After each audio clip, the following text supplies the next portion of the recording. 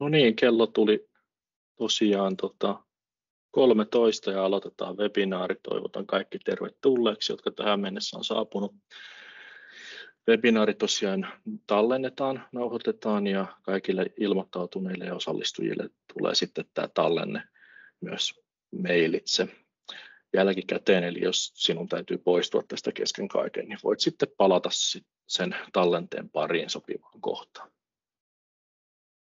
Tosiaan tänään aiheena on Etiäinen, Rovaniemen kaupunki- ja luonto-opas, joka on tässä uudistumassa juuri sisällöntuotannon vaiheessa, ja kerrotaan sen suunnittelu- ja rakennusprosessista. Ja olen kiitollinen, että saatiin Rovaniemen kaupungilta Antti Itkonen, digitaalisen viestinnän asiantuntija, paikalle kertomaan myös Rovaniemen kaupungin näkökulmasta, mitä tämä Etiäinen kaupungilla tarkoittaa. Mutta pitemmittä puheitta oikeastaan voisin antaa Antti sulle puheenvuoron tästä. Kiitos Jarno ja tervetuloa muille. Etiäinen on tällä hetkellä verkkopalvelu, jonka tavoitteena on saada ihmisiä liikkeelle, sekä paikallisia että sitten Rovaniemellä vierailevia ihmisiä. Ja lähtökohtana on edetä niin meillä ja tehdä tämä tavallaan sisältä ulospäin, eli semmoinen palvelu, mikä palvelee kuntalaisia, niin se palvelee sitten myös vierailijoita. Eli ihan varsinainen tavoite on saada ihmisiä liikkeelle toimivan oppaaspalvelun kautta, ja toki sitten vierailijoiden kautta siihen tulee tiettyjä näkökulmia, mihin kohta palaa vähän tarkemmin. Ja käyn nyt tämän muutaman avainsanan kautta, mitä meidän näkökulmasta tähän verkkopalveluun hyvin keskeisesti liittyy, että milloin se on meidän mielestä tai ainakin allekirjoittaneen mielestä toimiva. Eli ylläpidettävyys, saavutettavuus, vastuullisuus ja kehitettävyys. Lähdetäänpäs rullaamaan. Ja ensimmäiseksi ihan pikkasen historiaa Etiäisestä. Eli se on julkaistu alun pitäen vuonna 2012 ja myös kirjana.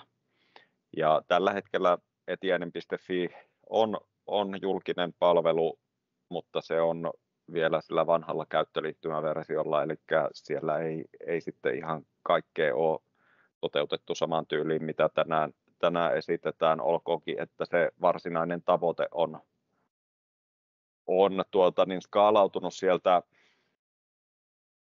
12-13 vuoden takaa tähän päivään ja ei sinänsä varsinaisesti muuttunut, mutta aavistuksen siihen tullut lisää sävyjä.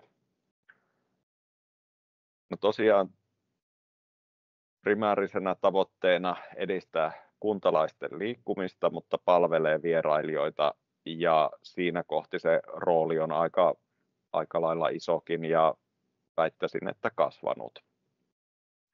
80% käytöstä pyöreästi mobiililaitteilla, ja mitä sieltä löytyy, niin tuommoinen karkea arvio, se vähän vaihtelee riippuen, että mitä lasketaan mukaan, mutta semmoinen pyöreästi 150 tietuetta siellä on, eli reittejä, luontopolkuja, laavuja, näköalatorneja, tupia ja kulttuurikohteita ja historiakohteita, ja niissä myöskin kulttuurireittejä ja historiareittejä. Ja kaikista kohteista ja reiteistä on, jos kyseessä reitti, niin reittikuvaukset, kohteista kohdekuvaukset ja ohjeita, kuvia, tietoa vaativuudesta ja esteettömyydestä. No sitten näihin 4 avainsanaan, mitä tuossa viittasin, niin jotta se palvelee loppuasiakasta, eli kuntalaista tai vierailijaa, niin meidän täytyy pitää sitä yllä. Ja sen takia ylläpidettävyys on ollut tässä konseptissa ja hankinnassa tärkeä rooli. Ja siinä itse asiassa yksi iso muutos vanhaan järjestelmään onkin se, että kun paikkatieto on tämän palvelun kivijalka, niin se on nyt sitten tässä uudessa käyttöliittymässä niin, että pystytään meidän kunnan paikkatietoasiantuntijoita hyödyntämään ja kunnan paikkatietojärjestelmää. Eli paikkatiedon, mikä on sitä kovempaa dataa siinä, niin sen ylläpito on paikkatietopalveluista ja varmistetaan, että se tieto on paikkansa pitävää ja yhteensopivaa myös muiden järjestelmien kanssa. No sitten, koska paikkatieto itsessään ei tavalliselle käyttäjälle ole välttämättä se, mikä kiinnostaa, niin rikastettu sisältö on tärkeässä roolissa ja se luokin sille paikkatiedolle kontekstin ja merkityksen.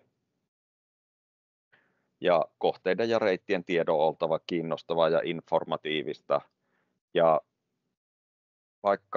vaikka me meidän paikkatietoasiantuntijoihin kovasti luotetaan, niin silti tässä rikastavassa tiedossa me halutaan, että se mahdollisuus on meillä sitten viestinnän ihmisillä ja muilla mahdollisilla sisällöntuotannon tahoilla. Ja siihen sitten on tämä tietotalon ratkaisu ja alusta käytössä, että pystytään sitä hyvin sujuvasti itse tekemään. Ja sitten taas, kun mennään nämä kaksi ensimmäistä kohtaa, eli paikkatieto ja rikastettu sisältö, niihin koskee nimenomaan näitä kohteita ja reittejä, niin sitten näiden lisäksi opastavaa sisältöä, että syvennetään paikallisella opastavalla sisällöllä, ja sen merkitys on kasvanut, koska omat toimisten sisällön tuottajien ja oma toimimatkaajien määrä on kasvanut paljon. Eli tämä on asia, mistä sitten valtakunnallisissa ja kansainvälisissäkin julkaisuissa on viime vuosina kirjoiteltu ja uutisoitu aika paljon, että näyttävät hienot kulttuuri- ja luontokohteet eivät tahdo säilyä, koska omat toimimatkaajat eivät osaa niissä liikkua niin kuin pitäisi. Ja siinä kohti sitten semmoinen geneerinen opastaminen, jos nyt puhutaan vaikkapa luontokohteista, niin voidaan vaikka jokaisen oikeuksiin tai retkietikettiin viitata, niin se riittää tiettyyn pisteeseen asti, mutta sitten aina kun kyseessä on joku kohde, missä on se omat piirteensä, niin se paikallinen opastaminen on tärkeää. Ja tuohon näkökulmaan itse asiassa palataan hieman myöhemmin vielä uudestaan. Mutta kaikkinensa ylläpidettävyys sekä sen kovan että sitten rikastavan datan osalta on meille tärkeää ja siitä näkökulmasta tätä tehdään. No sitten viime vuosien yksi ainakin näin julkisella toimialalla ja mikä ettei sitten myöskin kaupallisella puolella saavutettavuus on tärkeä osa jo ihan lain vaatimuksista lähtöisin, mutta totta kai me halutaan tarjota myös hyvä kokemus, eli se saavutettavuus on sekä itse tässä verkkopalvelussa että sitten siinä tiedossa, mitä me tarjotaan ihan avainasemassa. Eli palvelu on helppokäyttöinen erityisesti mobiililaitteilla ja täyttää luonnollisesti saavutettavuusdirektiivin vaatimukset. Ja siinä tietysti pallo on myös meillä sisällöntuottajilla osalta, että myös se sisältö on saavutettavaa ja riittävän opastavaa sitten näiden kohteiden esteettömyyden takaamiseksi, missä ne esteettömiä on ja jos ei ole, niin kerrotaan, että kuinka ne ei ole. Ja niin kuin aikaisemmin totesin, niin käyttö on jo yli 80% mobiililaitteilla, niin tämä on suunniteltu sitten ihan lähtökohtaisesti mobiili edellä, että toimii myös tietokoneen nettiselaimella, mutta suunniteltu niin, että pienellä pystyruudulla toimii mahdollisimman hyvin. No sitten tieto informatiivista ja opastaa, kuinka kohteisiin pääsee. Ja esteettömyys ja vaativuus on kerrottu selkeästi, että niin kuin tässä screenshotissa on otettu nyt Koivusaaren luontopolku, niin siinä näkyy tuo luokitus, että se on helppo. Jos olisi otettu kohde, mikä on tehty esteettömäksi, niin siinä lukisi esteetön, ja niitä pystyy sitten luonnollisesti näillä attribuuteilla suodattamaan myös kohteita. Eli jos haluaa löytää esteettömät luontokohteet tai esteettömät kulttuurikohteet Rovaniemeltä, niin oiva työkalu siihen. Ja nämä esteettömyystiedot on sitten ihan omana attribuuttinaan siellä, jotta se mahdollistaa suodattamisen, että se ei pelkästään kirjoitella tuonne tietoisiin sitä kuvailuun, vaan se on sitten ihan oma datansa. Ja tosiaan kun mobiililaitteilla halutaan systeemin toimiva optimaalisesti, niin vaatimuksena meillä tässä hankinnassa oli, että jonkunlaatuinen appina toimiva käyttöliittymä halutaan, ja tämä ratkaisu, mikä meillä on, niin mahdollistaa Progressive Web-appin, eli se on ladattavissa suoraan sitten kännykän näytölle omaksi ikonikseen, ja sitten kun sitä PVA-tilassa käyttää, niin siihen sitä nettiselaimen toimintopalkkeja tulee häiritsemään, vaan saa koko näytön käyttöönsä, niin kuin tuossa screenshotissa.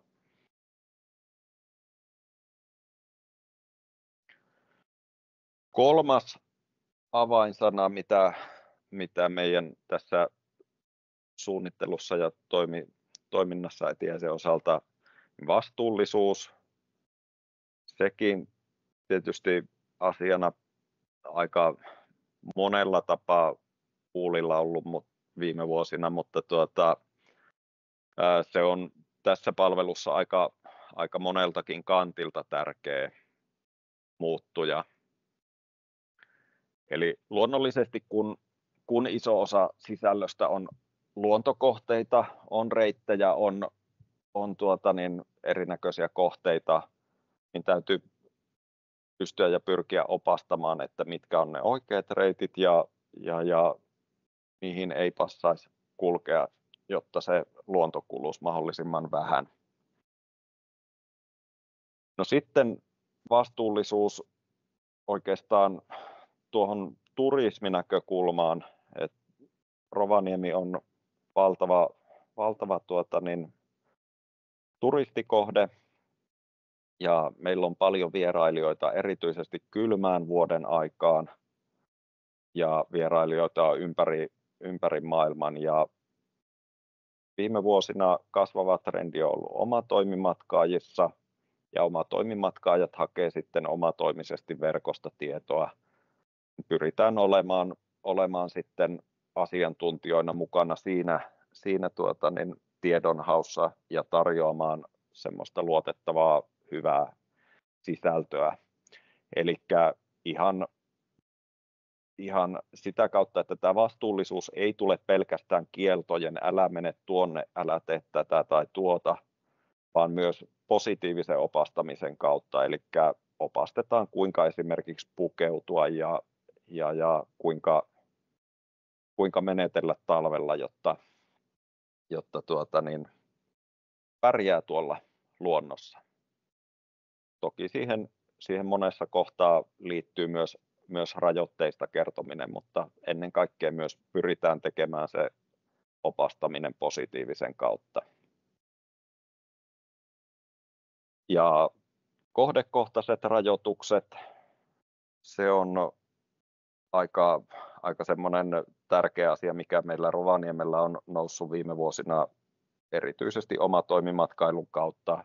esimerkiksi revontulet, joita lähdetään kyttäämään sitten kaamoksen aikaan, niin tuonne keskustan ulkopuolelle, niin siellä herkästi sitten on väkeä yksityisillä pihoilla tai muissa paikoissa, missä ei pitäisi olla, eli ihan tiettyisiin kohteisiin pystytään tekemään sitten rajoituksia ja huomautuksia, että tämä ei nyt ole oikea paikka.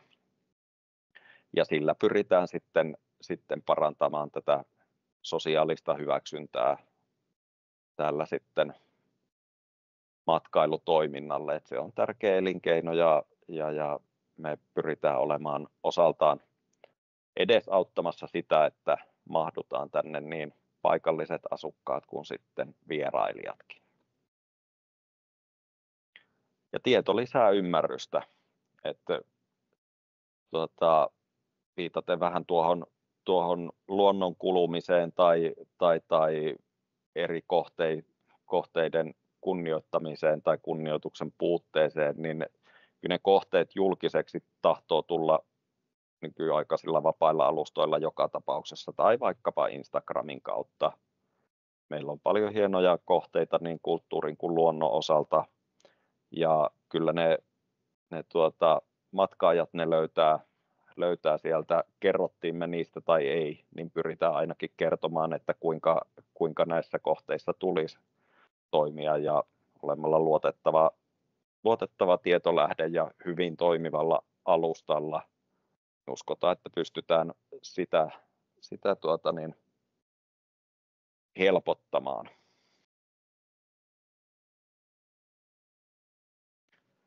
No sitten kehitettävyys, mikä on tietysti semmoinen asia, mikä varmaan tämä webinaarin isäntä eli tietotalo kiinnostaa, niin meidän näkökulmasta se on tärkeää, että kun maailma muuttuu ja myös nämä reitit ja kohteet ja palvelut kehittyvät, me halutaan pitää huolta siitä, että myös meidän verkkopalvelu pystyy vastaamaan siihen muuttuneeseen tarpeeseen. Et ihan esimerkkinä vaikkapa tämä sitten koronavuosien myötä kasvanut omatoimimatkailu ja mitä esimerkiksi sosiaalisen median alustat ja muut julkiset alustat tiedonhaulle on tehnyt, niin meidän pitää siihen pystyä jollain tapaa vastaamaan ja halutaan, että se kehittäminen on mahdollista myös jatkossa. Ja yhteistyötä uusien sovellusten tai keinojen tuoda kiinnostavaa sisältöä, niin sitä tehdään sekä tietotalo että myös sitten mahdollisuuksien mukaan oppilaitosten kanssa paikallisesti. Ja tästä me luotetaan siihen, että hankittu alusta on semmoinen, mikä sitten taustatiiminsä kanssa antaa mahdollisuuden monipuoliseen kehittämiseen ja siihen on siinä hankinnan määrittelyissä kiinnitetty huomiota, että tämä palvelu olisi mahdollista kehittää.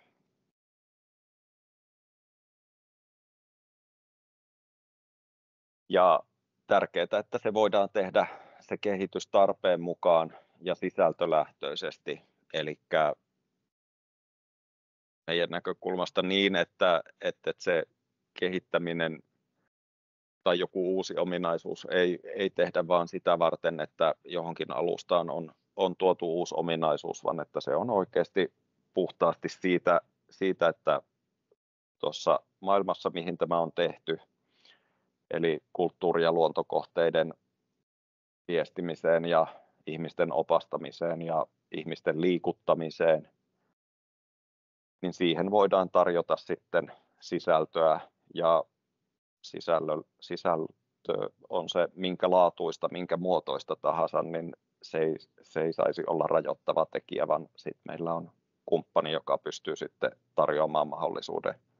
On se ääntä tai video tai jotain, mitä en osaa nyt edes sanallistaakaan, niin saadaan toivon mukaan tulevaisuudessa sitten tarpeen mukaan toimimaan ja toistaiseksi tarjoaa jo hienoa kehitystä verrattuna edelliseen. Ja siinäpä oli minun slididekkiä valmisteltu puhe, että saa esittää kysymyksiä tai kommentteja, ja jos ei niitä tule, niin sitten ohjataan puheenvuoro takaisin Jarnolle. Kiitos. Joo, kiitos Antti paljon tuosta puheenvuorosta. Ja tosiaan teillä on käytössä se GUA-työkalu siellä Teamsissa ja voitte sinne lähettää anonyymisti tai nimellä kysymyksiä ja jos emme ehdi niitä nostaa tämän tunnin aikana esille ja niihin vastata, niin vastaamme sitten mailitse. Täällä on ensimmäiset kysymykset tullut, eli pystyvätkö alustan käyttäjät käymään vertaiskeskustelua, entä toimiiko alusta kanavana luontokohteiden ylläpidon ja käyttäjien välillä? Mä voisin oikeastaan tuohon vastata, eli käyttäjät ei tällä hetkellä pysty käymään keskustelua esimerkiksi näiden kohteiden osalta, mutta sinne on käyttöön otettavissa tämmöiset esimerkiksi Discuss-tyyppinen ulkoinen palvelu, joka sen voi mahdollistaa. Ja sinne alustaan onkin, mulla on tuossa presentaatiossa myös näyttää siitä vähän sen ruudunkaappauksia. Siellä on ylläpidon tai huollon palautteen keräys, ja sinne pystyy asentamaan useampia palautekanavia sen mukaan, että kuka sen kohteen omistaa tai kuka sitä ylläpitää. Eli saattaa olla tilanne, että yhtä kohdetta ylläpitää vaikka Metsähallitus ja sitten toisia kohteita Rovaniemen kaupunki. Niin se on sitten mahdollista ohjata oikeaan palautekanavaan.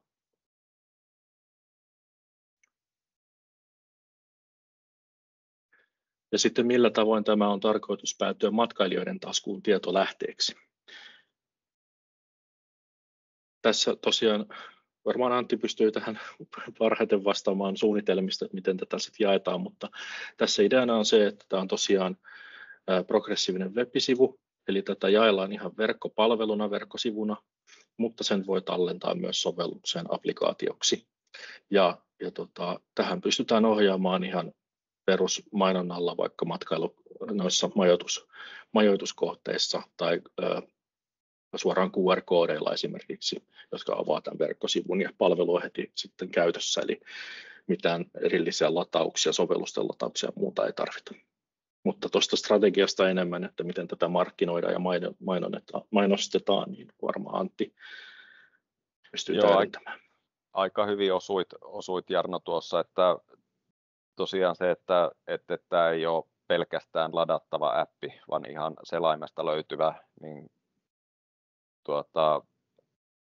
hyvillä metatiedoilla ja hyvällä sisällöllä luodaan se tilanne, että noustaan hakukoneen näkyvyydessä sitten tämmöisissä asioissa kuin mitä Rovaniemeltä kohteita haetaan. Ja meillähän on äärimmäisen aktiivinen ja osaava matkailumarkkinointiyhtiö sitten Rovaniemellä, joka kanssa eri asioissa tehdään yhteistyötä, että uskon, että tämä palvelee myös heidän tarkoitusperiään siinä ja he sitä tekevät ja totta kai sitten itse myös kampanjoidaan tätä. Et sisältöhän tulee tässä vaiheessa suomeksi ja englanniksi. Et ne on ne kielet, millä eniten sitä tietoa täältä haetaan ja löydetään. Ja se on toisaalta sitten semmoinen rajaus, mikä on ylläpidettävissä. Mutta tosiaan sillä, että itsessään palvelu löytyy verkosta, yhteistyö matkailutoimijoiden kanssa ja sitten markkinointi ihan itse. Kyllä vain. Ja sovellus tosiaan näyttää täältä, eli vasemmalla on tuo mobiiliversio siitä, ja tämä on mobiili edellä suunniteltu, ja sitten oikealla tuon läppussa on sitten käyttöliittymä, miten se elää ja mukautuu sitten tämmöiseen isompaan screeniin, eli siinä sitten on pikkasen erilainen käyttökokemus, mutta tosiaan mobiili edellä suunniteltu. Sitten kun tätä lähdettiin suunnittelemaan, niin kantavana teemana oli liikunta ja kuntalaisten liikuttaminen myös sen matkailun näkökulman lisäksi.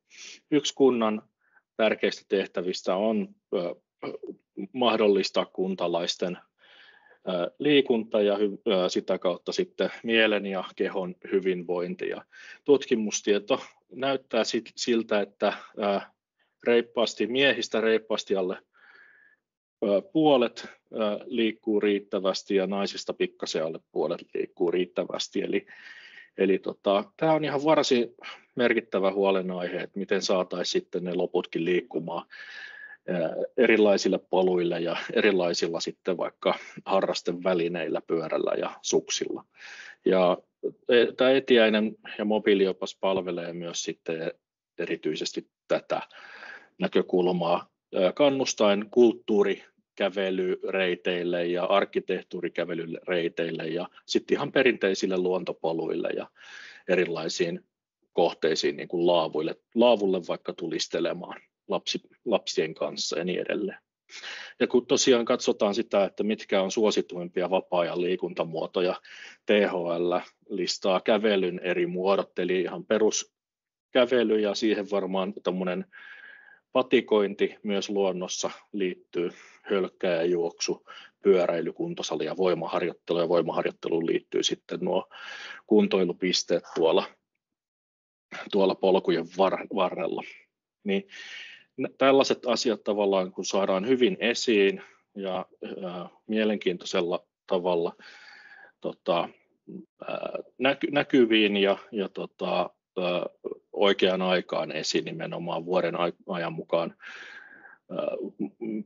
muuttuvien niin kuin nostojen kautta, niin toivottavasti madalletaan sitä kynnystä lähteä liikkeelle ja tuodaan sitä niin kuin ideaa, että tällaisiakin kohteita löytyy ja tällaisiakin harrastemahdollisuuksia täällä Rovaniemellä on.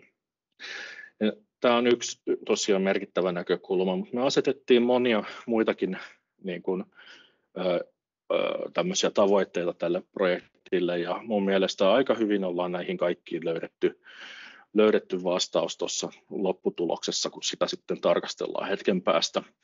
Eli haluttiin tuoda lähiympäristön mahdollisuudet esiin, ja siihen liittyy laajasti nuo luontokohteet, mutta nyt haluttiin painottaa myös kulttuuria, historiaa ja muuta tällaista ihan lähiympäristöön, kaupunkiympäristöönkin liittyvää.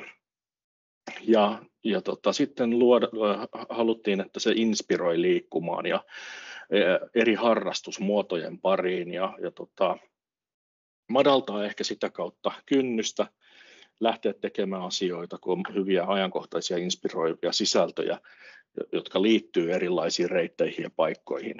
Ja sitten toisaalta myös ehkä monipuolistamaan sitä liikuntaa sillä, että tuodaan niitä eri harrastusmahdollisuuksia, maastopyöräreittejä esimerkiksi paremmin esille, että täältä löytyy myös tällaisia.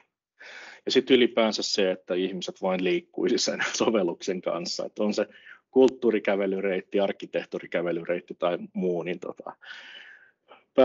alettaisiin liikkumaan paremmin. Ja sitten myös tiedollisia tavoitteita oli, eli kehittää kotiseutu- ja luontotietoa. Ja tämä sisällönhallintaratkaisu mahdollistaa hyvin monipuolisten sisältöjen tuottamisen näihin kohteisiin ja reitteihin ja reitin varrelle. Ja ne voi olla esimerkiksi pisteitä, jos esitellään alueen tyypillisiä tai alueelle tyypillistä luontotyyppiä tai eläinlajistoa ja niin poispäin, ja sinne pystyy myös rakentamaan sitten multimediaalisia tai noita niin kuin video- ja sisältöjä tuomaan osaksi sitä, jolla voidaan vaikka siellä kohteessa voidaan soittaa vaikka tyypillisten alueen lintujen ääniä ja voidaan lähteä niitä sitten tunnistamaan ja pongaamaan, että löytyykö sieltä luonnosta ja niin poispäin. Eli siitä niin kuin rakentuu tämmöinen oppimiskokemus myös sitten näiden rikkaiden sisältöjen kautta ja kulttuurikierroksessa sitten opitaan lähiseudulla olevista taideteoksista tai veistoksista ja näin. Sitten tosiaan ohjataan ja opastetaan turvalliseen liikkumiseen, eli tuodaan matkailijalle ja paikallisillekin myös sitten ne riittävät ohjeet siihen, että mitkä on retkietiketit, miten hoidetaan jätteet, mitkä on jokaisen oikeudet ja niin poispäin, ja miten toimitaan, jos on joku tulvatilanne tai joku hätätilanne. Ja tätä kautta sitten tavallaan kokonaisuus tukee sitä mielen ja kehon hyvinvointia kun kannustetaan ja mennään sinne kulttuurin, historiaan ja luonnon pariin. Eli voitaisiin sanoa, että mobiiliopas parantaa paikallistuntemusta, kannustaa liikkumaan ja opastaa matkailijat palveluiden ääreen. Ja yhdistää kulttuurihistorian, luonnon ja liikunnan helmet sekä alueen keskeiset palvelut kätevään pakettiin. Ja hyvin suunniteltu on puoliksi tehty, eli me aloitettiin tämä tosiaan palvelumuotoiluprojektina ja siinä osallistettiin sitten Rovaniemen kaupungin asiantuntijoita, eri alojen asiantuntijoita hyvin varhaisessa vaiheessa ja prosessi oli iteratiivinen, eli mentiin vaiheittaisesti eteenpäin siinä suunnittelussa työpajojen ja tehtävien ja määrittelyjen kautta ja mallinnettiin erilaisia vaihtoehtoja, joista sitten keskusteltiin ja mentiin eteenpäin.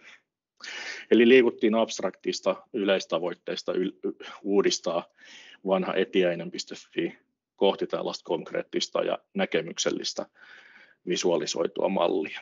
Ja me kuljetaan yleensä tietotalolla tällaista suunnittelupolkua juuri abstraktista konkreettiseen ja ajatuksesta näkemykseen. Eli lähdetään määrittelemään näitä tavoitteita ja käyttäjätarpeet, tulee hyvin varhaisessa vaiheessa esiin. Ja sitten meille jakautuu tämä suunnittelupolku toiminnallisiin vaatimuksiin ja sitten sisällöllisiin vaatimuksiin, jotka määrittelee sitten kaiken sen yläpuolella olevan. Esimerkiksi minkälaisia ja miten sen palvelun kanssa ollaan interaktiossa ja miten siihen vaikutetaan ja sitten toisaalta mitkä on ne pakolliset tiedot, mitkä siellä pitää olla missäkin vaiheessa esillä. Ja lopputulos sitten tiivistetään tuommoiseksi visuaaliseksi suunnitelmaksi. Ja meidän suunnitteluvaiheessa oli myös tämmöinen yleinen malli tästä käyttäjäkokemuksen ulottuvuuksista. Tämä on Peter Morvillen malli, junajakelmamalli, jossa tosiaan muistutetaan siitä, että suunnittelun kaikissa vaiheissa ja toteutuksen kaikissa vaiheissa pitäisi olla kaikki nämä tekijät matkassa, jotta voidaan varmistaa, että se lopputulos on käyttäjälle arvokas ja se tulee sitä kautta sitten käyttöön. Mutta mennään siihen itse konseptiin, eli miten tämä palvelu toimii ja minkälaisia sisältöjä siellä on. Ja sen voisi tiivistää tällä tavalla, että opasta, inspiroi ja informoi. Ja tämä tosiaan, tässä on vasemmalla mobiilinäkymä ja sitten oikealla on desktop-näkymä. Ja palvelu suunniteltiin sillä tavalla, että kaikki käyttötapaukset suunniteltiin ja käyttäjäpolut suunniteltiin ensin mobiililaitteille mahdollisimman hyväksi. Ja sen jälkeen tosiaan pohdittiin, että miten tämä kaikki taipuisi sitten desktop-ympäristöön. Ja desktopissa, kun on laajempi ruutuala käytössä, niin me pystyttiin sitten nyt käyttämään tuo päänavigaatio, missä on etusivu, kartta, ohje ja lisävalikko, niin tuonne vasempaan reunaan ja siihen väliin, kartan ja päävalikon väliin tulee sitten tämä käyttöalue, jossa on sisällöt ja valikot, noi apuvalikot. Ja sitten desktopissa tosiaan kartta näkyy koko ajan tuossa oikeassa reunassa. Ja pääsisällöt tosiaan on tällaiset, että mitä haluaisit tehdä, joka on tämmöinen dynaamisesti hallittava. Esimerkiksi keväällä halutaan nostaa eri asioita, eri harrastemuotoja, erilaisia kohteita heti näkyviin kuin sitten syksyllä tai talvella. Ja sen mukaan sitten tämä elää viestinnän vuosikellon mukaan, mitä etiäisen on tehty. Ja sitten meillä on ajankohtaissisältö, yleinen uutislista, jossa voidaan kertoa kulttuurihistoriaa ja luontokohteisiin liittyvistä asioista. Esimerkiksi jos rakennellaan uutta kohdetta tai jossain on kunnostustöitä, niin pystytään niistä informoimaan. Ja inspiroitumissisällöt sitten on tällaisia laajempia kokonaisuuksia, sisällöllisiä kokonaisuuksia, joissa voi esimerkiksi näin keväällä olla lintujen bongaus Rovaniemellä tyyppinen inspiroitumissisältö, ja siihen on sitten tuotettu joku tietosisältö ja se on paketoitu tavallaan kaikki hyvät lintupongauspaikat ja lintutornit on paketoitu siihen sitten omaksi kokonaisuudeksi. Sitten meillä on katalogi, eli tuo koko tietosisältö on heti etusivulla saavutettavissa, kun tuosta täppää reitit auki, niin näkee sitten kaikki reittikategoriat ja sen mukaan voi lähteä selaamaan koko katalogia ja sama myös koskee kohteita, eli kohteet saa kaikki heti tuohon etusivulle auki ja siitä voi lähteä sitten haluamiinsa kohteisiin selaamaan. Karttatoiminta nyt sitten tässä vasemmalla mobiilissa ja oikealla desktopissa. Ja tässä tosiaan näette tämmöisiä sinisiä palluroita, eli tämä järjestelmä klusteroi nämä kohteet. Eli esimerkiksi Rovaniemen keskustassa on 133 kohdetta tuon pallon alueella, ja kun tuosta kartasta täppää, niin se pallo avautuu yksittäisiksi kohteiksi ja kartta zoomautuu sinne sisään. Eli tämä parantaa käytettävyyttä ja antaa heti visuaalisen indikaation, että missä on kuinkakin paljon kohteita. Ja sitten jos kohteet on kauempana toisistaan, niin ne näytetään omina tai tuommoisina kohdepisteinä tai reittipisteinä. Ja sitten meillä on kartankin päällä suoraan tuo hae kohteita ja reittejä, joka on tuommoinen ennakoiva haku. Eli siihen jos laittaisi vaikka sanan lintu, niin se antaisi sitten teemoista sen lintupongauksen ja sitten noista kohteista niin listan Rovaniemen lintutorneista. Ja tosiaan kaiken sisällön pystyy kategorisoimaan, reitit ja kohteet, niille voidaan dynaamisesti rakentaa kategorioita, eli tuo sisältö, mitä palveluun mobiilioppaaseen tuotetaan, niin sen ei tarvitse olla luontokohteita tai reittejä luonnossa, vaan ne kategoriat voidaan ja avainsanat sitten määritellä aina tarpeen tapauksen mukaan. Inspiroivat sisällöt tosiaan on tämä, mitä haluaisin tehdä, ja sitten nuo varsinaiset inspiraatioteemasisällöt, eli voidaan rakentaa tämmöisiä inspiraatiokortteja, joista sitten painamalla avautuu näkymä, jossa kerrotaan lintupongauksesta enemmän ja listataan siihen liittyvät hyvät Rovaniemen kohteet.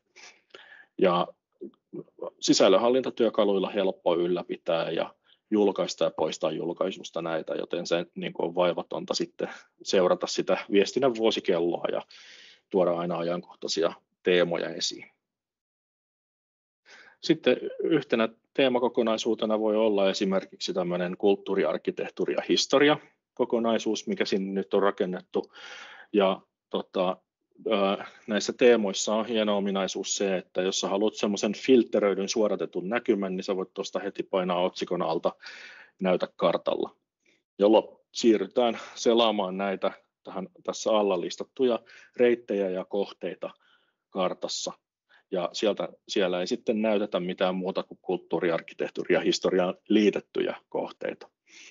Ja se sillä tavalla niin kuin tuo myös sen visuaaliseksi, että pelkästä listasta pääsee visuaalisesti hahmottamaan niitä sijainteja, missä mikäkin sijaitsee ja niiden välisiä etäisyyksiä, ja sinne voi sitten aktivoida myös oman sen hetkisen sijaintinsa, niin saa jo siitä indikaatiota, että mitä tästä läheltä löytyy. Sitten keskustan veistoskävely, jos tuosta avattaisiin, niin se näyttäisi tältä.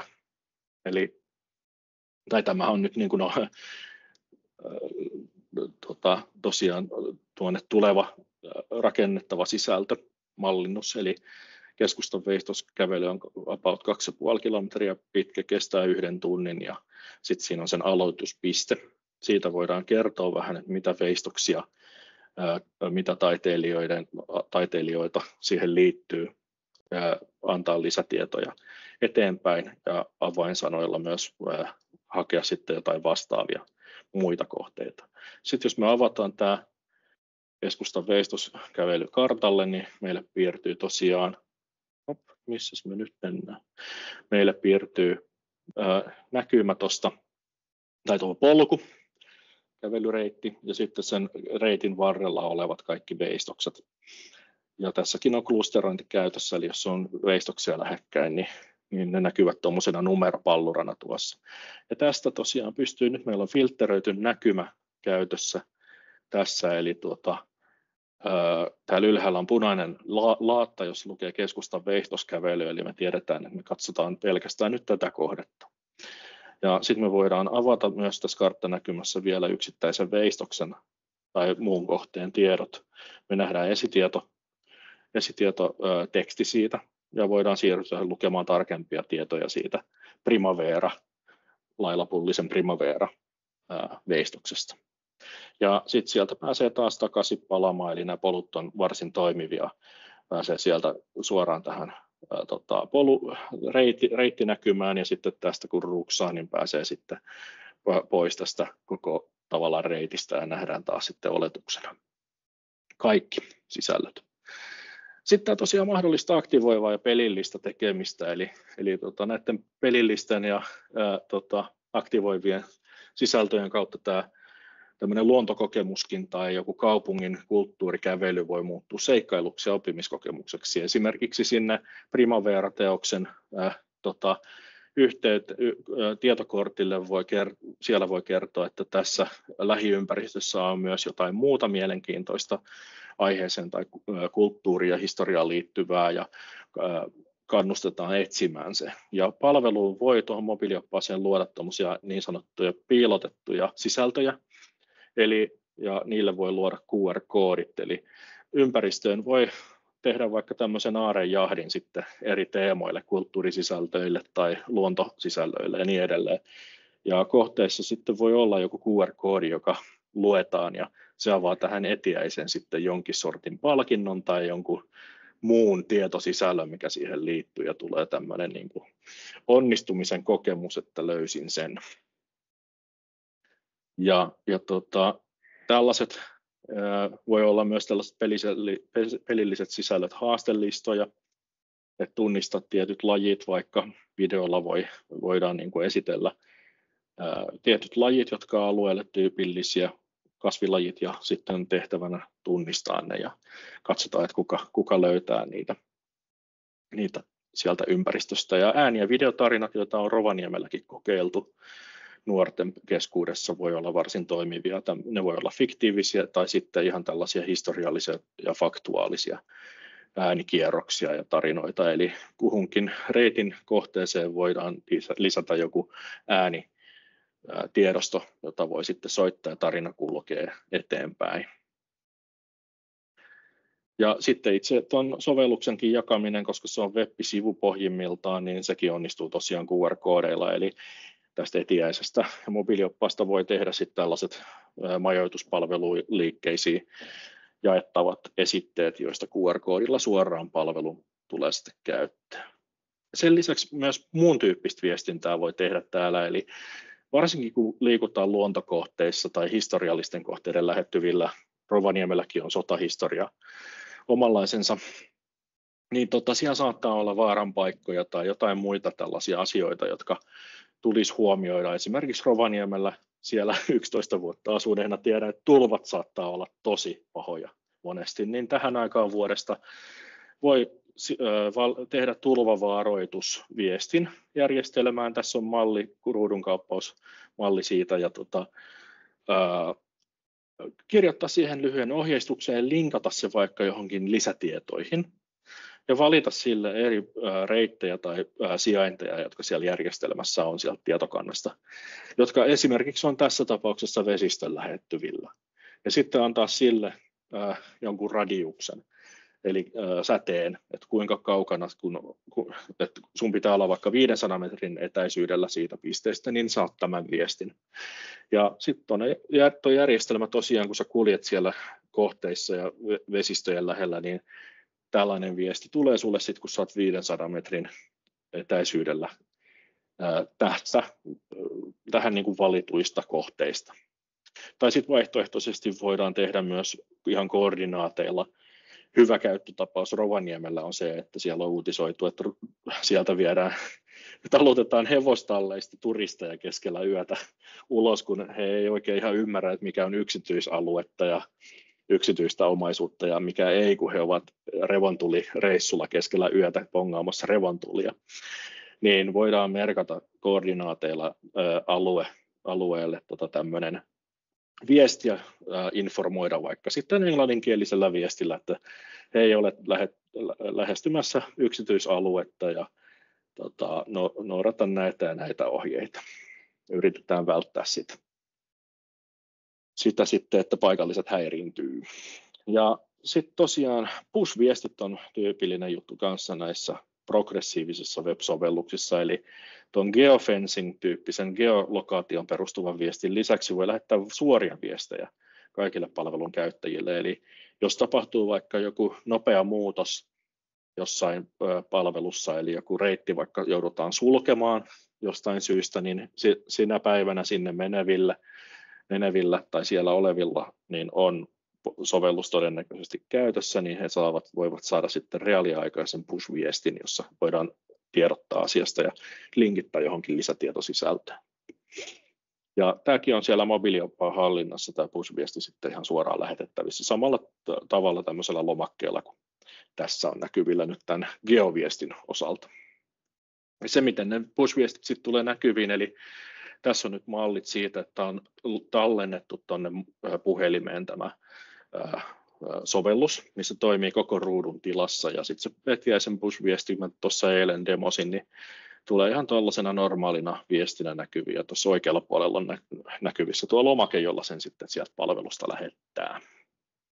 Ja siinäkin tosiaan on kieliversiointi, että voi sitten lähettää englanninkieliselle yleisölle heille englannin kielellä viesti. Ja sitten tosiaan tuosta tallennuksesta se on tosiaan progressiivisten web-applikaatioiden ominaisuus. Se tarkoittaa sitä, että jos selain ja käyttöjärjestelmä puhelimessa sen sallii, niin ehdotetaan, että tallenna tämä sovellukseksi. Ja tuossa nyt on oikeanpuolimmainen ruudunkaappaus, näyttää, että siinä on mun puhelimen sovellusvalikko ja Etiäinen on siellä kivasti sitten muiden sovellusten joukossa.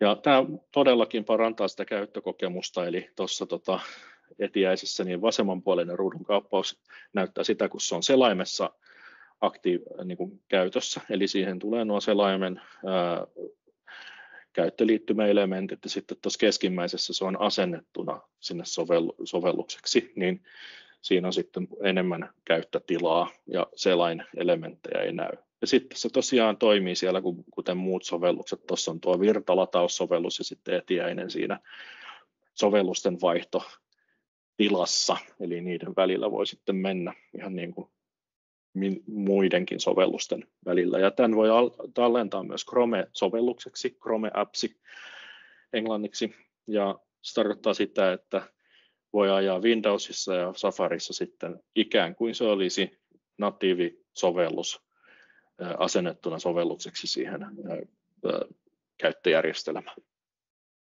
Ja se näkyy sitten tällaisena Macin puolella. Ja tosiaan tämä mobiiliopas on hyvä esimerkki siitä, että siirrytään web-sivuista kohti web-sovelluksia.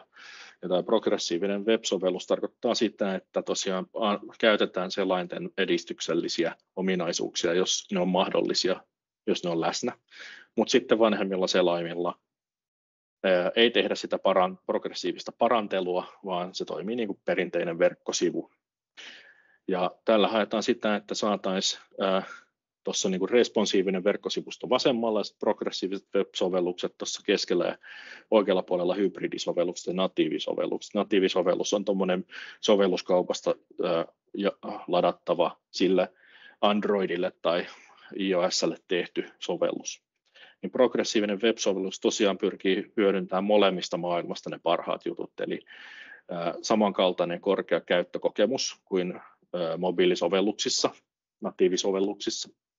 Mutta sitten se jakelu tapahtuu verkkopalveluna.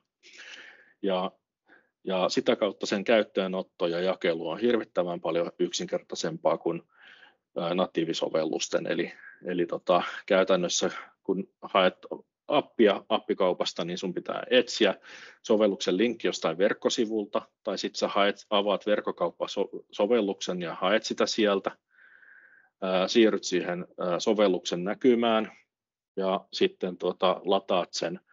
Ja jos vielä olet HIFI-käyttäjä, niin sä haluat sen johonkin oikeaan kansioon, eli sä siirrät sen oikeaan kansioon ja sen jälkeen avaat sovelluksen. Eli no, tämä on vähän karrikoitu juttu, mutta näin about. Ja sitten toisaalta tässä progressiivisessa web-appissa, niin sä menet mille tahansa verkkosivulle ihan normaalisti naps, ja se on sulla käytössä se sovellus. Eli sillä tavalla yksinkertaista ja myös kustannustehokasta, koska kaikilla käyttäjillä on sama versio siitä käytössä toisin kuin noissa applikaatioissa. Eli esimerkiksi rajapintojen osalta taaksepäin yhteensopivuutta ei tarvitse taata. Kun kaikki käyttävät samaa uusinta versiota, niin sellaista ei tarvitse. Mutta sitten on käyttäjiä mobiiliapplikaatiopuolella, jotka eivät päivitä välttämättä sovellusta ja sitten sitä yhteensopivuutta tarvitaan. Eli se on paljon hyviä ominaisuuksia, mitkä liittyy näihin progressiivisen web-sovelluksen kokonaisuuteen. Sitten voidaan mennä takaisin tuohon itse sovellukseen ja konseptiin, eli meillä on se katalogi, niin kuin tavallaan koko katalogi on avainsanoitettu ja kategorisoitu, ja avainsanoilla voidaan luoda tämmöisiä hakukokonaisuuksia, teemakokonaisuuksia, ja kategoriat tulee sitten näkyviin tuonne filttereinä tuonne kartan suotimiin. Ja kaikki sisällöt esitetään katalogina, eli tuommoisena listapohjaisena näkymänä, mutta myös oletuksena kartalla on kaikki mukana. Ja kartalla on sitten myös suodattimet, joilla pystyy suodattamaan erilaiset teemat, reittityypit, reitin keston mukaan, kohdetyypit ja etäisyys keskustasta, jos on tietty vaikka kulkuväline tai aika käytettävissä, niin pystyy sitten hyvin suodattamaan myös siihen sopivat jutut. Ja karttatyyppeinä meillä on tuo peruskartta, maastokartta ja ilmakuva, ja kokeiltiin myös tämä selkokarttaa, mikä on saatavilla maanmittauslaitoksesta, mutta sitä nyt ei tässä vielä tällä hetkellä ole. Ja tämä tukee tosiaan tuommoisia karttarajapintoja, ja sillä tavalla, että tähän on hyvin helppoa erilaisia karttaleijereitä ottaa myös sitten mukaan rajapinnan kautta.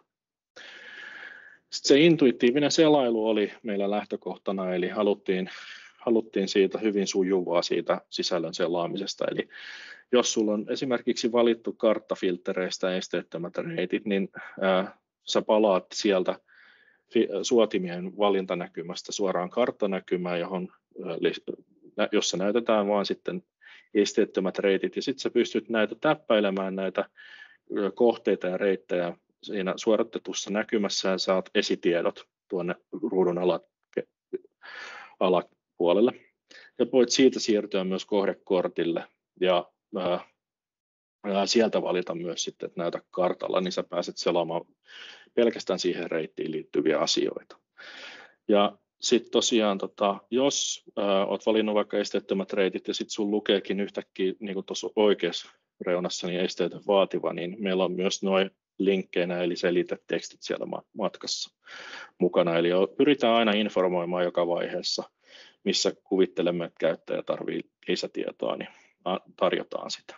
Ja sitten me päästään filterin näkymästä pois, kun me painetaan ruksia punaisen lootan kohdalla, niin taas pystytään kaikkia kohteita selaamaan. Sitten meillä on tosiaan tuo esimerkki tuosta Könkäidensaaren esteettömästä luontopolusta, eli meillä on kuvakaruselli tuossa käytössä, joka on ihan swipeaamalla toimiva juttu, eli sormella voi vierittää kuvasta kuvaan, ja siitä avautuu sitten lisätietonäkymä myös, jos haluaa, niin voi täpätä kuvan auki, niin se karuselli antaa sitten lisätiedot. Sitten meillä on reitin kesto ja se vaativuusluokka tuossa, ja mahdollisuus sitten siirtyä mobiilissa näytä kartalla painikkeesta katsomaan sitä karttanäkymässä, mutta sitten tuolla deskarin puolella näytetään se reitti tuossa oikeassa karttanäkymässä saman tien. Ja tosiaan sisällönhallinnan työkalut mahdollistaa sitten erilaisten rikkaiden sisältöjen tuonnin tähän. Tässä on tehty tiedon siirto, eli sieltä vanhasta etiäinen.fi-palvelusta on siirretty nämä sen siellä olevat tiedot suoraan tähän alustaan, joten tässä nyt ei vielä ole tämän uuden alustan ominaisuuksia käytetty näissä sisällöissä. Mutta sekin aika vielä sitten tulee. Sitten tosiaan se turvallisuus ja ohjeistus, ja varsinkin ulkomaalaiset tuommoiset matkailijat, jotka tekee sitten tällaista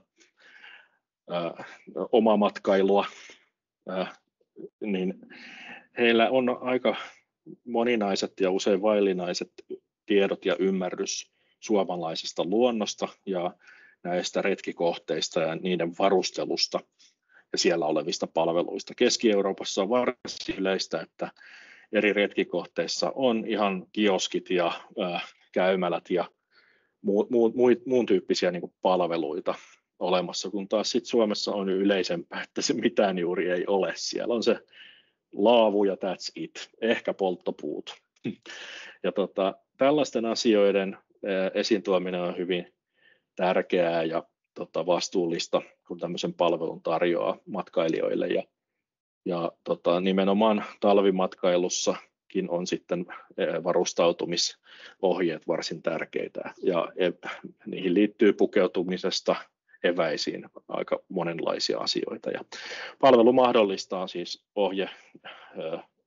ohjealueelle erilaisten ohjesivujen rakentamisen dynaamisesti, ja niissäkin voisit käyttää rikkaita sisältöjä, eli niihin voi tuoda myös erilaisia listoja, taulukoita, avautuvia ja sulkeutuvia elementtejä, mediasisältöjä tarpeen mukaan. Ja sitten on myös tämä reititysominaisuus. Tämä ei ole nyt etiäisessä käytössä, mutta me ollaan toteutettu mobiilioppaalla myös Suomenlinnan digiopas matkailijoiden käyttöön. Ja siellä on reititys keskeisessä asemassa, eli siellä on paljon sellaisia kohteita, joita tai matkailijat ylipäänsä ei tunne sitä niin kuin aluetta, Rovaniemeä tai Suomenlinnaa tai muuta kohdetta kovin hyvin, niin on myös olennaista, että voidaan piirtää reitti sitten valitun kulkumuodon mukaan kartalle, että miten kuljen, että löydän sinne paikan päälle. Ja tähän reititykseen nyt sitten esimerkiksi luontokohteissa liittyy myös sellaista, ja Suomenlinnassa, että on vaaranpaikkoja, on esimerkiksi jotain luontokohteita, joissa halutaan ohjata liikenne tiettyjen polkujen kautta, tai sitten Suomenlinnassa on vaarallisia polkuja, niin tämä mobiiliopas mahdollistaa niiden poissulkemisen reitityksen piiristä. Ja myös sitten niiden vaaranpaikkojen osalta niin voidaan esittää myös polygoneina sitten tällaisia alueellisia tietoja. Eli jos on laajempi alue, niin kuin Suomenlinnassa nyt vaikka suljettuja alueita, siellä on armeijan tiloja, jotka on suljettuja, ja sitten siellä on Suomenlinnan vankila, joka on suljettu, niin voidaan tällaisia polygonimaisia alueita myös sitten rakentaa tuon suljetun tai opastuksesta pois suljetun polun tai tien lisäksi. Ja sitten on rajapinta keskeinen, eli tähän voidaan tuoda esimerkiksi Rovaniemen tapauksessa ihan hyvä jatkokehitysidea, mikä on tullut vastaan, on se, että saataisiin julkisen liikenteen aikataulut ja reitit siihen mukaan. Ja sitä kautta voisi sitten esimerkiksi opiskelijat, jotka ei usein omista autoa ja haluaisi käydä vähän kauempana välillä retkellä, niin saisi siitä palvelusta heti sitten sen tiedon, että miten mä pääsen tuonne vaikka 20, 30 tai 60 kilometrin päässä olevan kohteeseen. Rovaniemikin onko se Euroopan pinta-alaltaan suurin kaupunki. Eli julkinen liikenne ja Suomenlinnan osalta tämä on toteutettu sillä tavalla, että meillä on siellä noin lautta-aikataulut. Sitten tosiaan tuossa on ruudunkauppaus siitä, eli sinne pystytään luomaan useampia palautekanavia, ja nämä on tietysti sitten sen omistajakohtaisia ja huoltofirmakohtaisia palautekanavia, että kuka sitten mistäkin kohteesta mitäkin kohdetta huoltaa, niin voi ohjata oikean palautekanavaan. Ja tosiaan tukea sitten kunnilla usein käytössä on GIS-järjestelmät, joissa tehdään kaavoitusta, ja se on tämmöinen karttasovellus lähinnä kaavoitukseen, mutta siellä on tosiaan usein sitten kaikki laamut ja kaikki muutkin tärkeät kaupungin omistamat ja ylläpitämät kohteet, niin sieltä VFS:n rajapinnan kautta saadaan suoraan automaattisesti luettua ne kaikki tuohon järjestelmään ja sitten rikastettua sisällöllisesti mobiilioppaan puolella. Ja sama noiden karttapintojen osalta, eli VMS-tyyppinen rajapintatuki, ja sinne voi lisätä sitten useamman paikan. Hallintapuoli näyttää tältä, meillä tulee aika täyteen, niin vähän kiirehdin, niin hallintapuoli näyttää tältä, eli siellä on kattavat sisällönhallinnan työkalut, eli nähdään reitit, kohteet, tuotu geodata siinä fiksun käyttöliittymän kautta, ja sisällönhallinta tapahtuu ihan tällaisen rikkaan editorin kautta, ja sinne voi Mediapankista sitten lisätä kuvia ja suorista noista listoista, niin hakea kategoriat ja avainsanat näille sisällöille. Eli se ei sen kummempaa ole, että vain sitten taivas on rajana, mitä sinne keksitään kohteisiin. Tässä tosiaan sitten on valittu reitille erilaisia kohteita, jotka sinne liittyvät siihen reittiin ja halutaan esittää samassa reittinäkymässä sitten julkisella puolella. Se ei ole kuin tosiaan valita sitten listasta halutut kohteet. Mutta tosiaan monipuoliset helppokäyttöiset sisällöntuotannon työkalut. Me voidaan tätä modifioida brändi-ilmeeseen, räätälöidä brändi-ilmeeseen sopivaksi, eli ulkoasu voi olla sitten yrityksesi tai kuntasi mukainen. Meillä on API-keskeinen toteutus, tuetaan niitä KIS-järjestelmiä, joissa yleensä on kattavasti nämä Rovaniemen kaupungillakin esillä tuossa olleet tiedot, ja niitä voi sitten rikkaastaa noilla sisällöntuotannon työkaluilla. Ja mahdollisuus näille erilaisille inspiroiville sisällöille. Meillä on monipuoliset sisällön suoritustyökalut siinä, ja myös mahdollisuus maksurajapinnalle. Ollaan toteutettu paytrailia ja muita tällaisia maksun välittäjien rajapintatoteutuksia. Verkkomaksut on mahdollisia, jos kohteille sellaisia halutaan. Ja tosiaan eri karttapohjat, ja meillä on VMS:n kautta mahdollisuus tuoda moninaisesti monesta eri lähteestä niitä karttapohjia tuonne. Ja sitten myös reitityskohteeseen halutulla kulkumuodolla, siellä on kävely ja pyöräily ja autoilu tällä hetkellä tuettuna. Ja tosiaan se PVA-juttu on kova, eli selainpohjainen palvelu, se on heti käytössä, kun selainta osaa käyttää, mutta se pystyy myös sovellukseksi sitten muuttamaan tai tallentamaan. Ja fiksut hakutoiminnot ja ennakoivasti toimiva haku ja tietysti tuki monille kieliversioille, eli tässä Etiäisen tapauksessa oli suomi ja englanti, mutta mitkä tahansa kielet on mahdollisia sinne lisätä. Ja toki sitten saavutettava niin kuin laki sen vaatii. Tässä on oikeastaan mun osalta kaikki ja aika tuli täyteen, eli kiitän teitä ja kun aika on täynnä, niin vastataan sitten noihin mahdollisiin kysymyksiin mailitse.